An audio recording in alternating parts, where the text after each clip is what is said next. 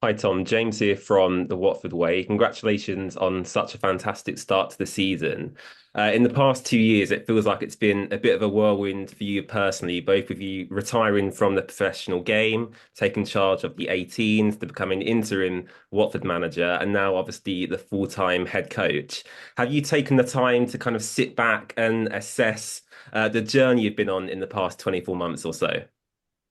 The honest answer is no. You don't get much reflection time, and if you do get a chance to reflect, like I did last week, having 3 days off, it's more reflecting on your team and your team's performances rather than self-reflection. So the honest answer is no. I'm sure I'll get time to do that at one stage and see how far I've come in a short space of time, but. No, it couldn't have gone better for me after retiring, and you sort of lose a part of you dies when you retire as a player because that's all you've ever known. And to be able to step straight into the academy and have a purpose in my life and a passion from that moment onwards has developed into sort of an obsession, and to do it for a club you feel so strongly about is even luckier.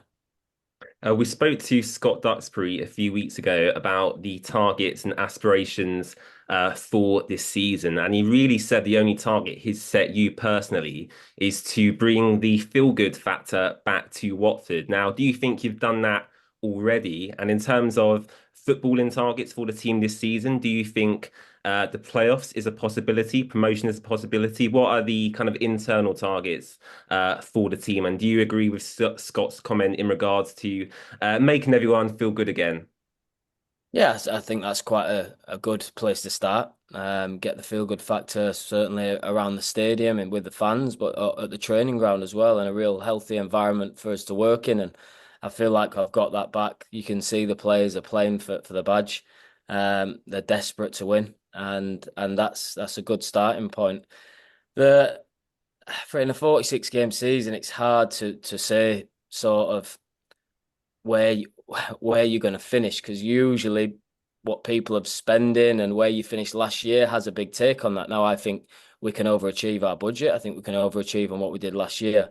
That is, but I break it down into the international breaks. The first three parts of the season is how many points we're going to get in this block of games, and we managed to achieve our target in the last block. And yeah, I think after the third international break in November, you can then set a right.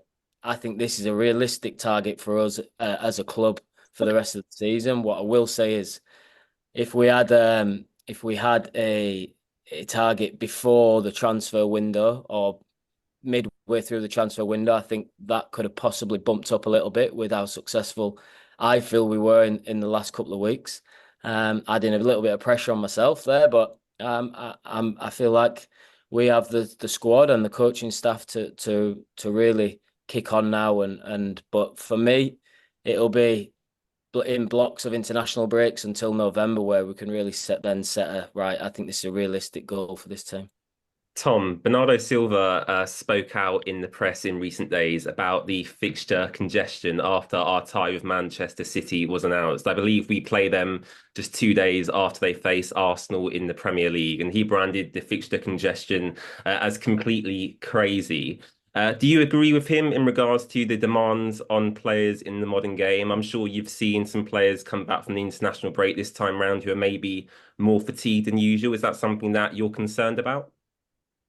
Um, it, no, it's not been at the top of my list of concerns, to be honest. I was always of that mindset, even as a player. When I was sat on PFA meetings or captains meetings, the to hear the unrest about the Christmas schedule and stuff like that, I never quite got it. I thought it was just part of English football and something that we all should just embrace.